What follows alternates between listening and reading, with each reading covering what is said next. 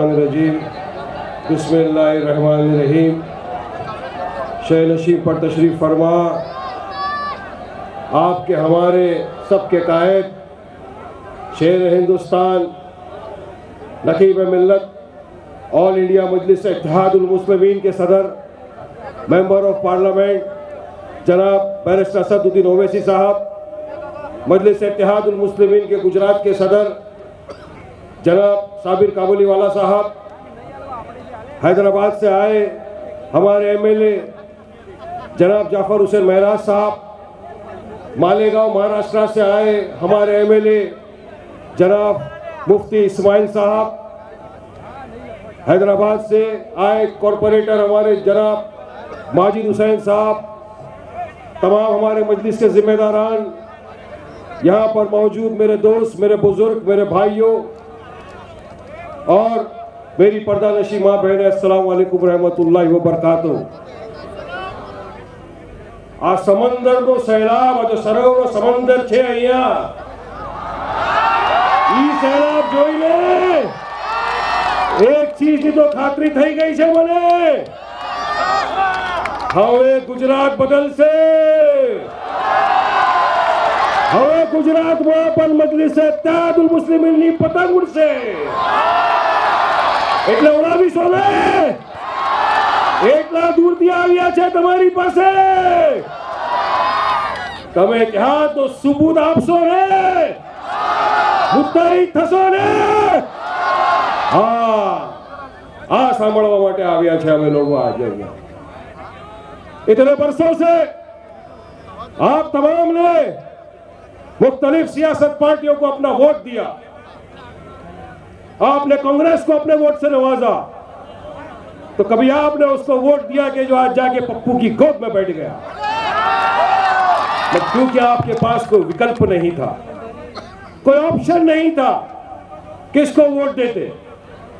लेकिन एक डेढ़ साल पहले जब कॉरपोरेशन का चुनाव आया, मजलिस इत्तेहादुल मुस्लिमीन पहली मर्तबा आपके सामने आई। कॉरपोरेशन का चुनाव था, हमारे पास बॉडी भी नहीं थी यहाँ पर। असदुद्दीन साहब ने कहा कि जाइए, वहां पर आए हम, साबिर काबुलीवाला साहब को प्रेसिडेंट बनाया। गुजरात में कम वक्त था, मुख्तलिफ जगहों पर चुनाव लड़े, मेहनत की, आपने हमको अल्हम्दुलिल्लाह अपनी दुआओं से नवाजा और मजलिस इत्तेहादुल मुस्लिमीन की आज 25 कॉरपोरेटर गुजरात के अंदर आ गए हमारे, अल्हम्दुलिल्लाह। यह आपकी जीत थी। एक कम वक्त में आपने हमको दुआओं से नवाजा, हमको वोटों से नवाजा, बैरिस्टर असदुद्दीन ओवैसी साहब की बात पर लब्बैक किया, उनकी ताकत को मजबूत किया और आज अल्हम्दुलिल्लाह गुजरात में मजलिस इत्तेहादुल मुस्लिमीन आई। अब बहुत जल्दी विधानसभा के चुनाव आने वाले हैं। इंशाअल्लाह हमको यकीन है कि इस मर्तबा भी आप अपने कायद बैरिस्टर असदुद्दीन ओवैसी साहब का साथ देंगे और मजलिस के उम्मीदवारों को पूरी गुजरात से जिता के लाएंगे इंशाअल्लाह। जिताएंगे ना, क्योंकि आज आप सब जानते हैं देश के हालात क्या है। आज एक तरीके से मुसलमानों के खिलाफ एक जंग तो नहीं, मतलब एक नफरत फैलाई जा रही है पूरे देश में, पैटर्न के जरिए चला आ रहा है। आप तमाम ने देखा, हिजाब से शुरू हो गया, हलाल मीट पे आ गए, लाउड स्पीकर पे आ गई बात, उसके बाद आपने देखा जहांगीरपुरी में क्या हुआ, शाहीन बाग में क्या हुआ, और अब आप देख रहे हो ज्ञानवापी मस्जिद पे क्या हो रहा है। मगर सारे के सारे जो सेक्युलर पार्टियां जिनको हम इतने सालों से इक्तदार में बिठाते आ रहे हैं, ये सब के सब खामोश रहे। कोई मसले पे, कोई मुद्दे पे किसी की मुंह नहीं खुला, किसी का जुबान नहीं खुला, सबने अपने मुंह में दही जमा कर बैठ गए, क्योंकि हमारे मसले थे। अगर कोई बोला तो कोई और नहीं, आपका हमारा कायद बैरिस्टर असदुद्दीन ओवैसी बोलना पूरी जगह। चाहे हिजाब का मसला हो, चाहे हलाल मीट का मसला हो, चाहे हमारी मस्जिदों का मसला हो, अगर वाकई में आपकी हमारी कोई लड़ाई लड़ता है हर शोबे में, तो आपका हमारा कायद बैरिस्टर असदुद्दीन ओवैसी है। तो क्या हमारा आपका फर्ज नहीं बनता कि हम भी हमारे कायद का साथ दें हम उनका, मजबूत करें जमात को। जमात का मजबूत होना, मजलिस इत्तेहादुल मुस्लिमीन का मजबूत होना, आपका हमारा मजबूत होना है। इतने वर्षों से हमको सिर्फ इस्तेमाल किया गया वोट के लिए। अभी मुफ्ती कासिम साहब समझा रहे थे आपके सामने कि किस तरह से आज भी यहां का मुसलमान पिछड़ा हुआ वर्ग है। कमिटियों की रिपोर्ट है जो दिखाता है कि मुसलमान सोशली, इकोनॉमिकली, एजुकेशन में बैकवर्ड है। क्यों है फिर ये?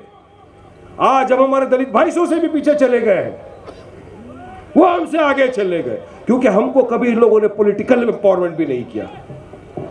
1986 के बाद से अब तक आप बताइए मुझे कौन बना मेंबर ऑफ पार्लियामेंट? कोई नहीं, क्योंकि ये चाहते नहीं कि आपका हमारा भला हो, आपके हमारे बच्चे भी अच्छा पढ़ लिख कर आगे बढ़े, आपका हमारा भी इकोनॉमिकल पावर बढ़े, ये नहीं चाहते। बस इनको चुनाव के टाइम आना है आपके पास, 90% आपके वोट लेने हैं, इनको इख्तियार की कुर्सी पर बैठ रहे हैं, हमारा सिर्फ इस्तेमाल करना है। लेकिन एक चीज तो वडगाम की आवाम भी जानती है, गुजरात की आवाम भी जानती है कि अगर हम ताकत रखते हैं तुमको इख्तियार की कुर्सी पे बिठाने का, तो हम ताकत रखते हैं तुमको वहां से लात मार के फेंकने की भी ताकत रखते हैं। नारे तकबीर! ये ताकत है, ई ताकत है गुजरातना मुसलमानों। कारण कि अपनी पासे तो बनियाનું દિમાગ છે અને મિયાભાઈની કેરિંગ છે। એટલે હું કહું છું અત્યારે વખત આવી ગયેલો છે મારા ભાઈઓ બુઝુર્ગો, એક પ્લેટફોર્મ પર આવી જાઓ, ઇતિહાસ પેદા કરી નાખો, મુત્તહિદ થઈ જાઓ, गुजरात થી એક पैगाम भेजो सारा देश में कि જ્યારે मुसलमानों एक प्लेटफॉर्म पर આવી ગયા ત્યારે એને કોઈ હરાવી નહીં શકતો पूरे हिंदुस्तान में। ये पैगाम जावू જોઈએ पूरा देश में આપણી ત્યાંથી। હું પણ ગુજરાતનો છું એટલે મારા પાસે પણ છે બનિયાનું દિમાગ અને મિયાભાઈની કેરિંગ છે આપણી પાસે। આપણી કાયદ આપણને મજબૂત કરવું જોઈએ, નહીં તો આપણી વાત કઈ નહીં જશે। યાદ રાખજો, આપણી પાસે એટલા એમએલએ હોવા જોઈએ જે જાય એસેમ્બલીમાં આપણી આવાજ બને ત્યાં, આપણી તરફ से વાત રાખે ત્યાં, આપણે જે મસલા મસાઈલ હોય એને ત્યાં જઈને એ રાખે। કારણ કે અત્યાર સુધી દેશમાં જોયા છે કે જેની પાસે સત્તા હોય, જેની આવાજ હોય એસેમ્બલીમાં કે પાર્લામેન્ટમાં, એની વાત સંભળાય। પણ આપણી પાસે કોણ છે? કોણ રાખશે આપણી વાત ત્યાં જઈને? आज आटला माटे अपनी पासे आव्या छे हैदराबाद थी।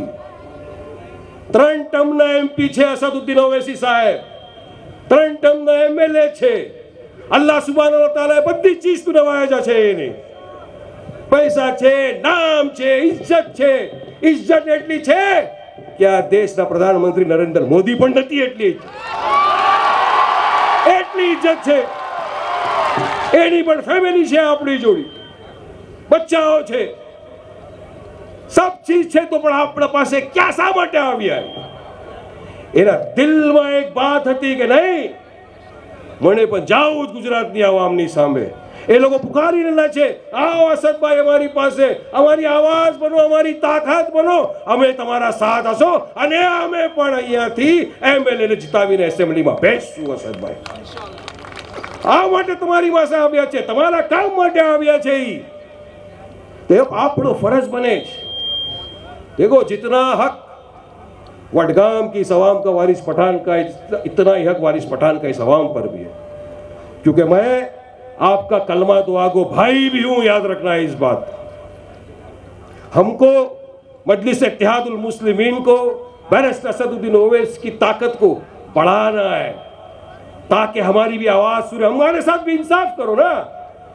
आज 70-75 साल से आप सत्ता में बैठ गए, तो हमारे साथ इंसाफ क्यों नहीं किया? क्यों हम आगे नहीं बढ़े? क्यों हमारा पॉलिटिकल कोई एम्पावरमेंट नहीं हुआ? कमी इनमें नहीं, कमी हम में कहीं ना कहीं थी। हम इन पे भरोसा करते आए, हम इनको अपना वोट देते आए, क्योंकि ऑप्शन नहीं था हमारे पास। मगर आज आपके हमारे पास एक ऑप्शन है। ऑप्शन है हमारे पास एक ऐसी पार्टी है जिसका नाम है मजलिस इत्तेहादुल मुस्लिमीन और जिसका सदर का नाम है बैरिस्टर असदुद्दीन ओवैसी साहब। तो आप हम सब मिलकर अपने इत्तेहाद होने का, अपना मुत्तहिद होने का एक सबूत पेश करें कि असद साहब हम आपके साथ हैं असद साहब। और किस तरह से पेश करेंगे मेरे भाइयों, मैं आपके सामने बात रखना चाहता हूं। मैं जानता हूं आप तमाम के पास मोबाइल है, मोबाइल छह बदनानी पास है। काम करो, एक मारो, मोबाइल की टॉर्च लाइट चालू करो, कैमरा वहां पलटा दो, ऐसा लाइट बताओ दिल्ली तक दिखना चाहिए, अहमदाबाद तक जानी चाहिए लाइट। ये देखिए असद साहब, आपकी मोहब्बत में गुजरात की आवाम आ चुकी है, आपका इस्तेकबाल कर रही है। देखो देखो कौन आया, क्या हमारा सदर, देखो देखो कौन आया, देखो देखो कौन आया। जलाओ लाइट, वहां भी जलाओ, पीछे भी जलाओ, लेफ्ट में भी जलाओ। मेरे भाइयों बुजुर्गों दोस्तों, सबूत दो अपने इत्तेहाद होने का, मुत्तहिद होने का। बता दो कि असद ओवैसी साहब हम आपके साथ हैं, अब आगे बढ़ो। इंशाअल्लाह पूरे गुजरात में मजलिस इत्तेहादुल मुस्लिम का ऊपर चल लहराएंगे और पतंग को पूरे आसमान में उड़ा के रख देंगे। इत्तेहाद का सबूत दो अपना। बहुत बहुत शुक्रिया आप तमाम का।